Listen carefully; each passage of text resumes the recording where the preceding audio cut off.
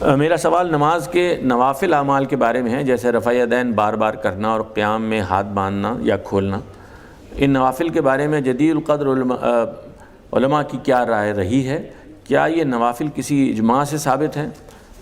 کیا آپ نے مختلف طریقوں سے نماز پڑھی ہے تو ان نوافل اعمال کی کیا حیثیت ہے؟ کیا نماز مختلف طریقوں سے پڑھنی چاہیے؟ کیونکہ حدیث میں تو یہ ہے کہ نماز ایسے پڑھو جیسے مجھے دیکھو۔ دیکھیے، نماز کے اور عبادات کا بھی یہی معاملہ ہے۔ نماز کے دو حصے ہیں۔ اس کا ایک حصہ وہ ہے جس کے اعمال اور اذکار، نماز دو ہی چیزوں کا مجموعہ ہے نا، یا کچھ اعمال ہیں، آپ کھڑے ہو گئے، آپ نے رکوع کیا، آپ نے سجدہ کیا، یا اذکار ہیں، آپ نے سورہ فاتحہ پڑھی یا آپ نے کوئی دعا کی۔ تو نماز کے جتنے بھی اعمال اور اذکار ہیں ان کے پھر دو حصے ہیں۔ ایک وہ ہیں جو مقرر کر دیے گئے ہیں، یعنی اللہ کے پیغمبر نے، اللہ کے رسولوں نے، محمد الرسول اللہ صلی اللہ علیہ وسلم نے اور ان سے پہلے کے تمام پیغمبروں نے نماز تو ہمیشہ پڑھی جاتی رہی ہے، تو اس کے وہ حصے مقرر کر دیے ہیں۔ جو مقرر کر دیے گئے ہیں وہ کیا ہے؟ اعمال کو پہلے دیکھ لیجئے۔ آپ ہاتھ اٹھائیں گے، آپ قیام کریں گے، آپ رکوع میں جائیں گے، آپ قومے کے لیے کھڑے ہوں گے، آپ 2 سجدے کریں گے، آپ 2 رکعتوں کے درمیان میں تھوڑی دیر کے لیے بیٹھیں گے، آپ اگر نماز ختم کرنا چاہتے ہیں تو بیٹھ کر آپ سلام پھیر دیں گے، یعنی منہ پھیر دیں گے۔ یہ اعمال ہیں جو نماز کے لیے مقرر کر دیے گئے ہیں، ان کی خلاف ورزی نہیں کی جا سکتی۔ نماز کے اذکار کیا ہیں جو مقرر کیے گئے ہیں؟ سورہ فاتحہ، اس کے ساتھ قرآن کا کوئی حصہ ملانا، کوئی سورت ملانا، اور اللہ اکبر کہنا، سمع اللہ لمن حمدہ کہنا، السلام علیکم ورحمۃ اللہ کہنا۔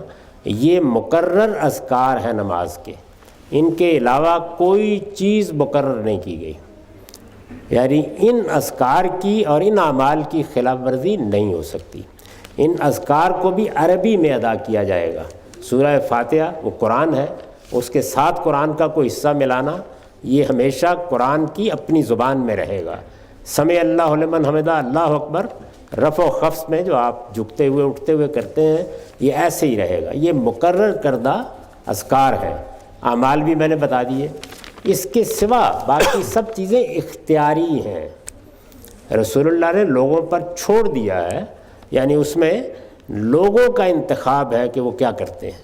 آپ نے رکوع میں کیا پڑھنا ہے، آپ نے سجدے میں کیا پڑھنا ہے، آپ نے کچھ پڑھنا ہے یا نہیں پڑھنا، آپ نے تشہد پر بیٹھ کر کیا پڑھنا ہے، آپ نے 2 سجدوں کے درمیان میں کیا کرنا ہے، یہ سب آپ کے اختیار پر چھوڑ دیا گیا۔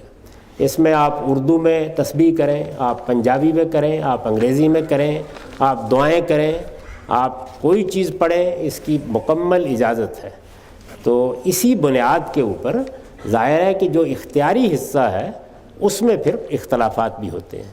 ان کو اختلافات کہنا بھی نہیں چاہیے۔ جب اللہ کے پیغمبر نے اختیار دے دیا تو میں ہو سکتا ہے ایک دعا کروں، آپ ہو سکتا ہے دوسری دعا کریں، میں ممکن ہے کہ ایک طریقے سے وہ معاملہ کروں، آپ دوسرے طریقے سے کر لیں، لیکن وہ صرف اختیاری حصے میں ہے۔ تو اس کو چونکہ لوگ جانتے نہیں ہیں تو وہ یہ سمجھتے ہیں کہ یہ تو بڑا اختلاف ہو گیا۔ تو یہ رسول اللہ ہی نے اس طریقے سے کیا ہے، یعنی نماز کے ایک حصے کو مقرر کر دیا ہے، اس سے پوری مسلمان امت میں، ساری دنیا میں وحدت پیدا ہو جاتی ہے۔ ایک حصے کو آپ پر چھوڑ دیا ہے تاکہ آدمی زندہ انسان کی حیثیت سے نماز پڑھے، اپنے رب سے باتیں کرے، اپنی زبان میں باتیں کرے، دعائیں کرے، تسبیح کرے۔ رسالت میں آپ صلی اللہ علیہ وسلم نے فرمایا ہے کہ سب سے اچھی جگہ دعائیں کرنے کے لیے سجدہ ہے۔ خود رسول اللہ صلی اللہ علیہ وسلم بہت سی دعائیں کرتے تھے، مختلف دعائیں کرتے تھے۔ بعض موقعوں کے اوپر کسی نے کوئی دعا کی، اس میں کوئی غلطی تھی تو اس کی آپ نے اصلاح کر دی، ورنہ تحسین کی۔ لوگوں نے خود کچھ کلمات کہہ دیے، اچھے کلمات، تو آپ نے فرمایا اس سے اچھی بات کیا ہو سکتی ہے۔ تو جو نماز مقررہ نماز ہے اس میں کوئی تبدیلی قیامت تک نہیں ہوگی۔ جو اختیاری حصہ ہے اس میں اختیار دیا ہے اللہ کے پیغمبر نے، اور اسی میں عام طور پر آپ اختلافات دیکھتے ہیں۔ تو اس کو نہ صرف یہ کہ گوارا کرنا چاہیے بلکہ پسند کرنا چاہیے، اس سے نماز کی روح بیدار رہتی ہے۔ اس وقت صورتحال یہ ہے کہ جو دعا کرنے کا اصل وقت ہے وہ سجدہ ہے، وہ رکوع ہے، وہ اتحیات پر بیٹھنا ہے۔ لوگ وہاں کچھ کرتے ہی نہیں، وہاں رٹی رٹائی چیزیں پڑھ دیتے ہیں، بعد میں بیٹھ کر پھر نماز سے لمبی دعا کرنا شروع کر دیتے ہیں۔ تو اللہ کے رسول کا بتایا ہوا طریقہ یہ ہے۔